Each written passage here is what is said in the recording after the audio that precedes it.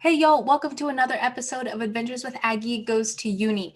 Today we are featuring two teammates and friends from the Notre Dame hockey team. We have Nate Clurman and Graham Slaggert. They're going to talk to us about their hockey stories, how long they've been playing and how much they love it, as well as their experience being student athletes at Notre Dame. Please welcome Nate and Graham.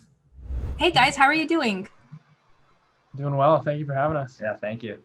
Awesome. I'm so excited that y'all are here to share your stories. So let's just kind of get started. Can y'all introduce yourselves, kind of talk about where you're from, what your position is, and maybe what your major is? Graham, do you want to go first? Yeah, so I'm Graham Slaggert. I'm from South Bend, Indiana, which is where Notre Dame is. I'm a junior on the hockey team, and my major is management consulting with a minor in Africana studies. That's so cool. I love that. Awesome. Nate, you want to go next? Yeah, I'm Nate Clurman, and I go to Notre Dame with Graham, and I'm from Boulder, Colorado, and I'm a junior this year and a defenseman for the team, and my major is accounting. Love that. I love it. Cool. Okay, let's go into hockey. So, what made you start playing hockey? Who got you into the sport? Was there somebody that was, I guess, influential when it comes to entering hockey? Nate, you want to go first? Sure. I think I started skating when I was about 3 years old, just like a lot of the guys on our team. But I was up in the mountains back in Colorado when we weren't skiing. My dad took me to an outdoor rink a couple times, and I just fell in love with it from there. He played club hockey in college, and he was more of a lacrosse player, but hockey took the forefront in my mind, and just fell in love with it after that. And I guess I had to choose between skiing and hockey when the weekends got too busy, and I think I chose the right decision for now.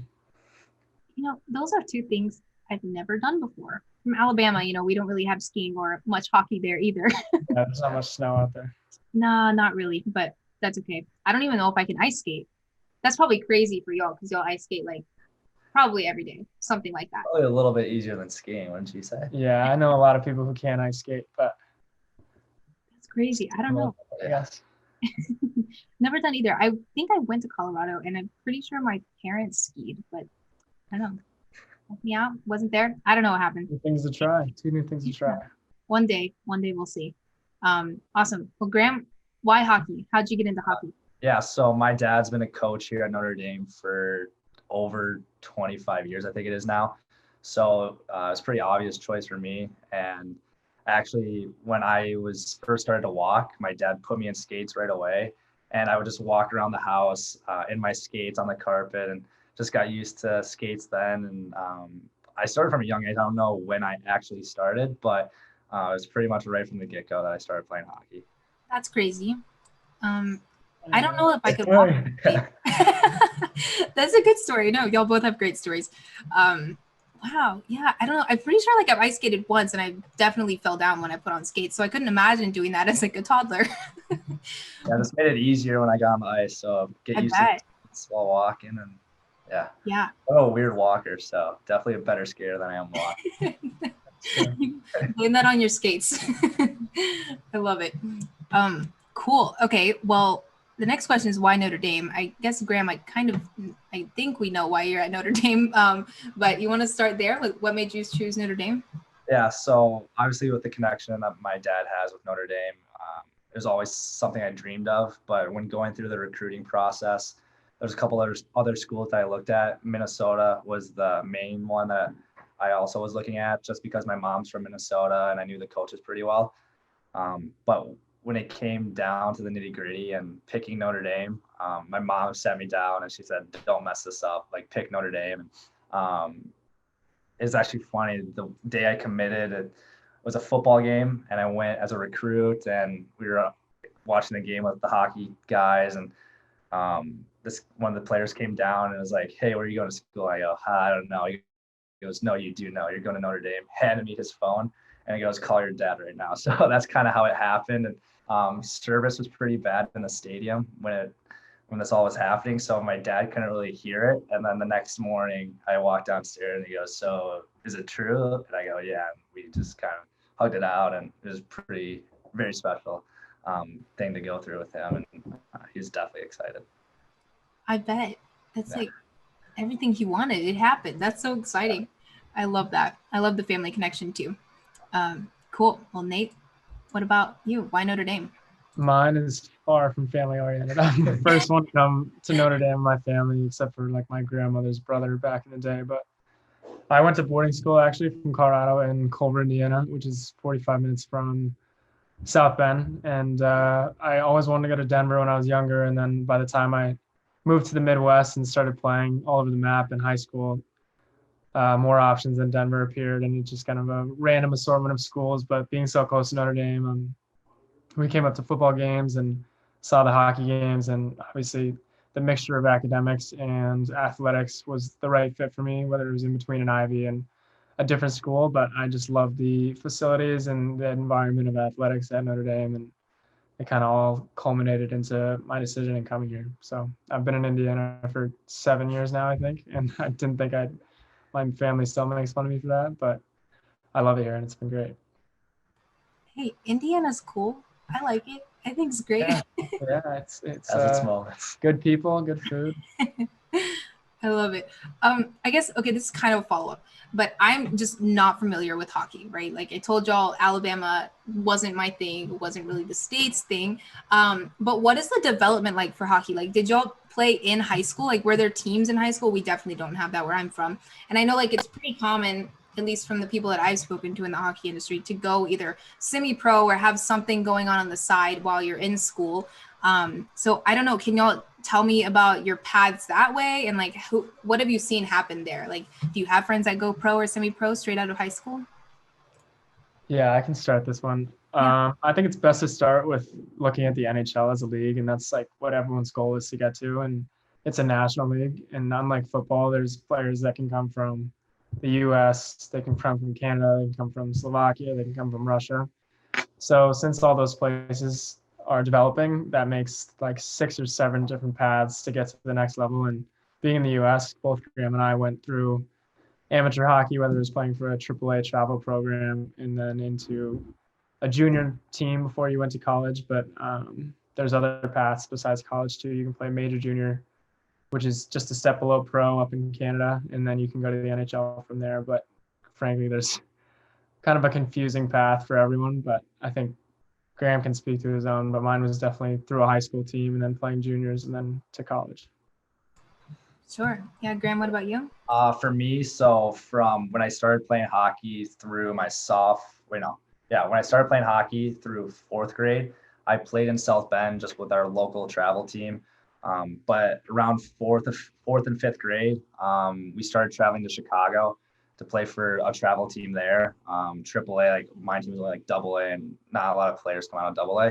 So we started traveling to Chicago, and I did that from my 5th grade year through my sophomore year of high school. And so that was 2 to 3 times a week for practice, going there and back, and getting back at between 11 and 1, then going to school the next day. So that was a really long process and one that was super tiring. But then after my sophomore year, I went to Ann Arbor, Michigan, and played juniors there for the U.S. national team. So I did that for 2 years. And then I took a gap year between my senior year of high school and my freshman year of college and played in Cedar Rapids, Iowa for a junior team. And Nate was in that same league as well. So we crossed paths a few times there. But yeah, it was definitely a hectic time and a path that a lot of people go on, but in their own way. So like, he moved away from home at a young age, so did I. It's just like different. Seems like people do the same thing, but just a little bit different wherever they're from. And then I have 2 younger brothers that have done the same thing as I have. So my parents have been driving to Chicago for a really long time now. That's crazy. I guess, yeah, there's so many different ways to do it, but in the end, I feel like professionally is obviously the goal. But it's cool to see that your brothers are doing the same thing that you did. I feel like maybe y'all should move to Chicago. I don't know. But one of them, his younger brother's on our team this year too. He's a freshman. Oh my gosh, this is great. I love that. Reunion. Yeah. Well, it's actually funny because when I moved away my junior year of high school, so I was gone for those 2 years of high school and that extra year. But then my younger brother has been gone for the last 2 years. So it's kind of like I haven't really been around him for much time the last 5 years. So Wow. actually pretty cool to be able to be in the same spot, and especially for my mom to be able to have all three of her boys and her husband in the same city at the same time is definitely unique for our family, especially for this amount of time.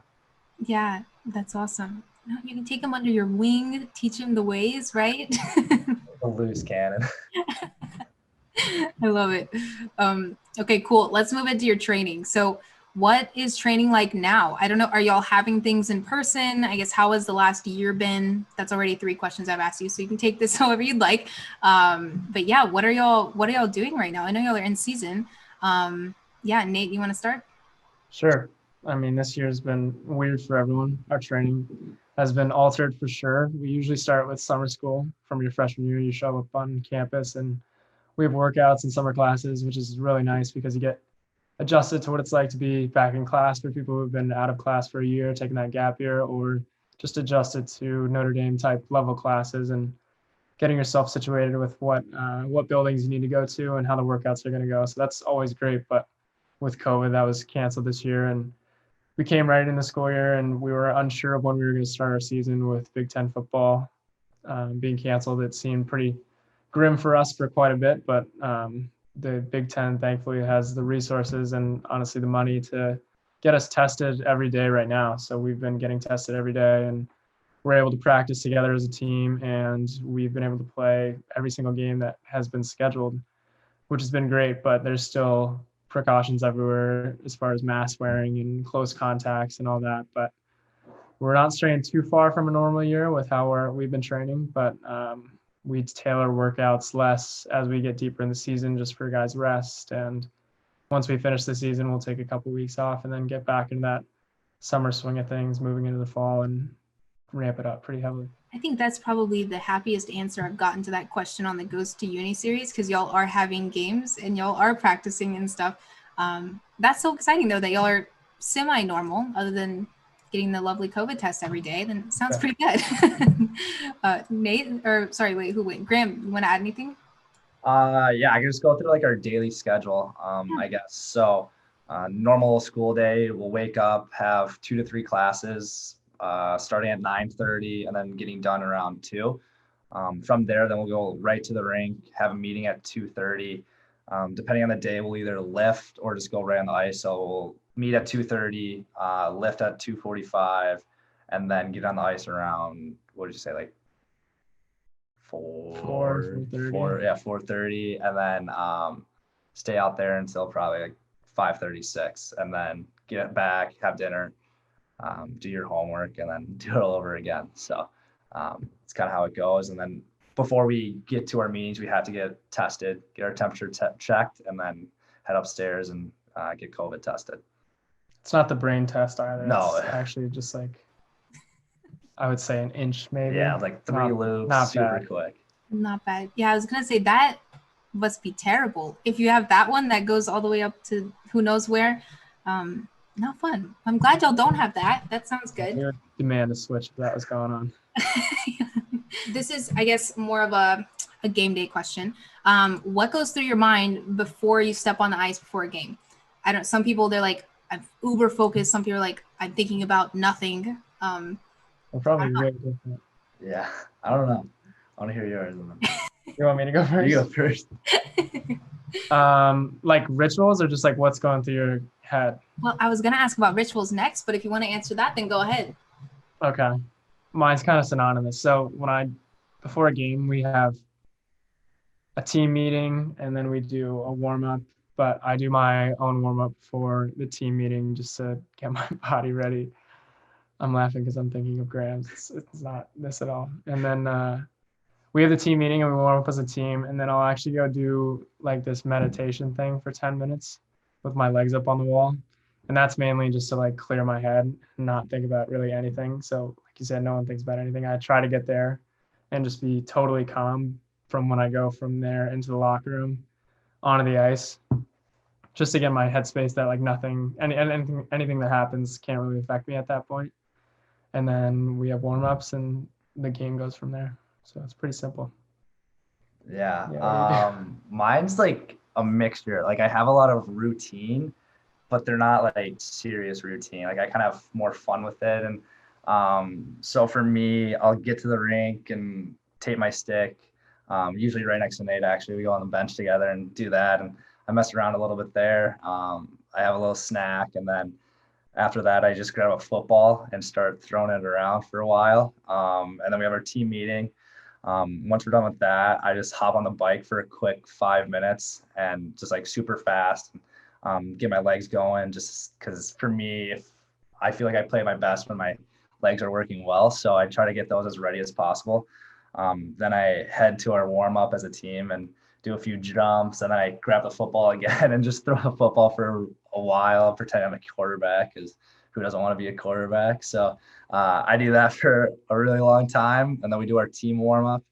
And then from there, I just get ready, and I do like the same steps every time. For me, it's like just gets me in the right zone, make sure everything's in the right spot. He waits till the last minute to get dressed. I usually get in there pretty early, and I just relax in there. And I've actually changed over the years. I used to only listen to my own music before, like headphones and stuff, but then thought about it, like when there's practice, like we still listen to like music together. And so I was like, why not just do that for a game? And so I think I've become more loose over the years. And for me, it's just better because I go out there and I'm a little more free for me and just more in the zone with hockey and have fun with it. And because at the end of the day, I've always had fun playing. So I want to make it as fun as possible every time I step on. So that's kind of where I've gotten to now.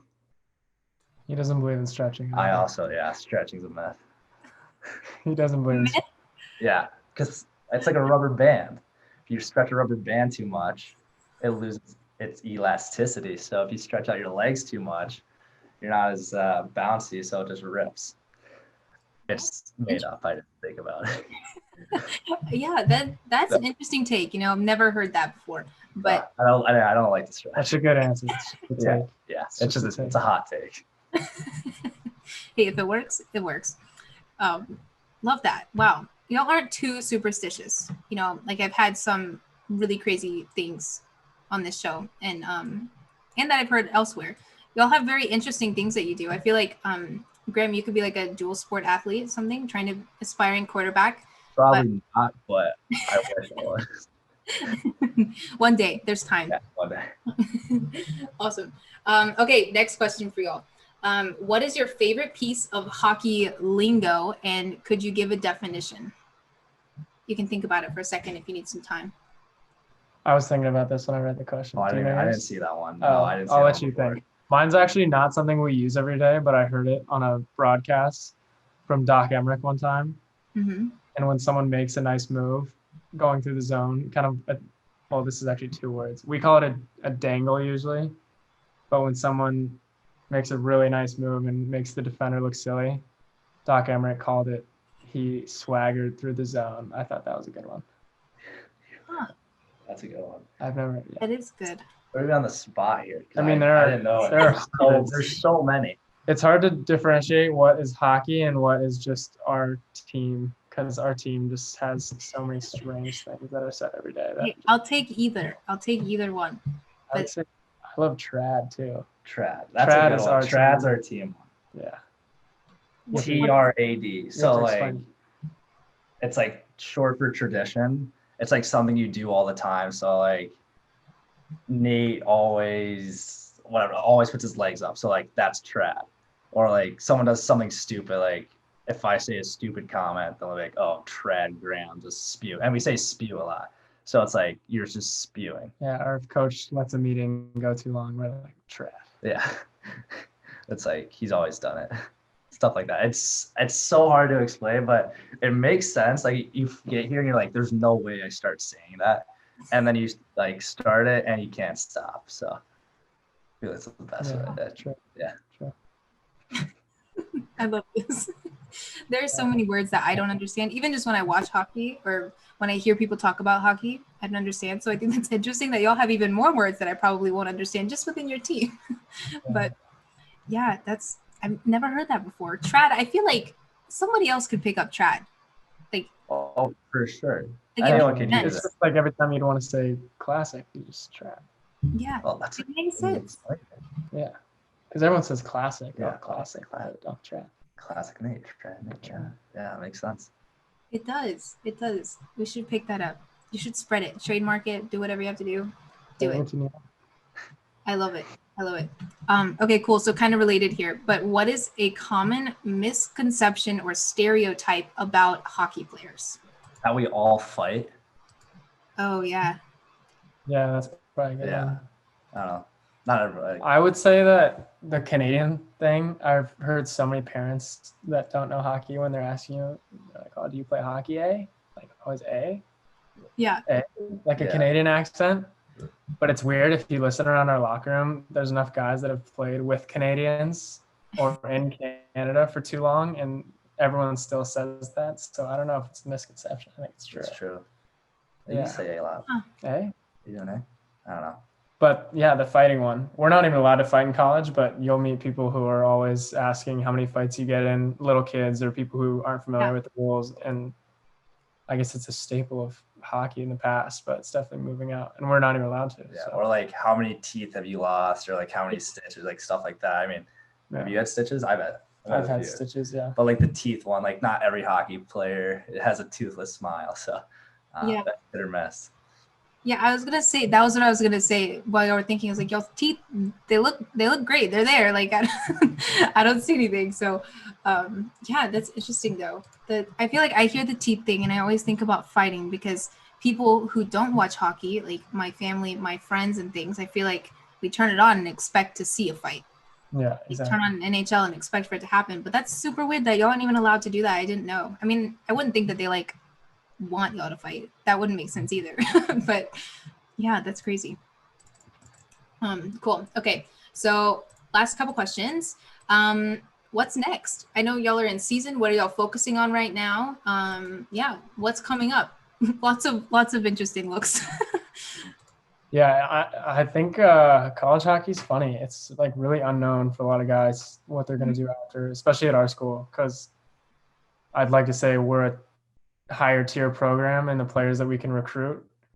And for a lot of guys, they have aspirations of playing pro hockey. But then since we go to a great school, there's also so many opportunities for careers, and you can get a great job coming out of here and meet a great network of people that have graduated from Notre Dame. But it's very season focused when you're in it. So right now, no one on our team wants to talk about that stuff or what they're going to do next year. It's really all focused on what we're trying to achieve this year. But as soon as the season ends, there's decisions made on people going to play pro hockey, whether it's early. We've had kids in the past leave early, or if they stay there 4 years and graduate and sign with NHL teams or AHL teams, or even go to Europe, which Graham's pretty interested in too. But I mean, everyone wants to play in the NHL, so the goal is if you can do that, and whenever your chance appears, I mean, it's a dream of all of ours, and you want to sign pro, to play pro hockey. When that chance comes by, people usually take it.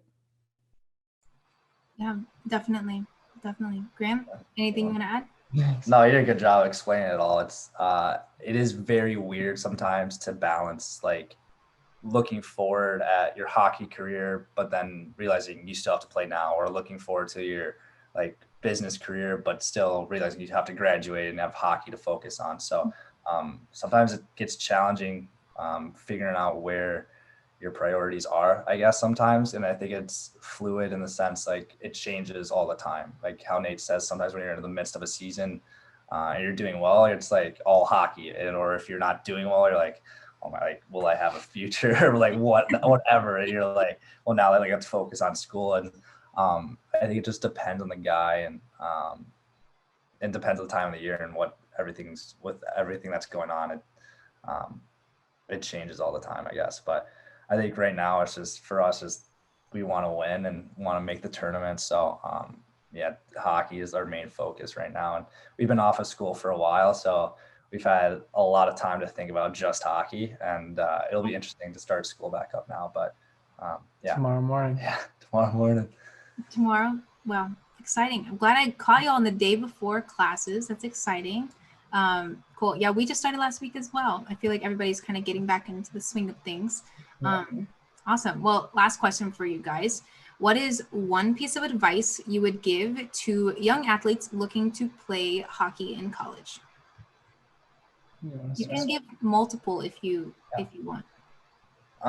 For me, it's just make sure you have fun with it all the time. I've loved hockey, and he probably makes fun of me for it because how much I love it. But it's been in my blood my whole life, and obviously, like, when you start playing, it's because you have fun with it and always have that childlike admiration towards it and love for it because you never know when it's going to end. But also, my other piece of advice would be like make sure you're dialed in with school because being good in the classroom allows you to have way more opportunities when it comes to the recruiting process and your opportunities on where you can go to school.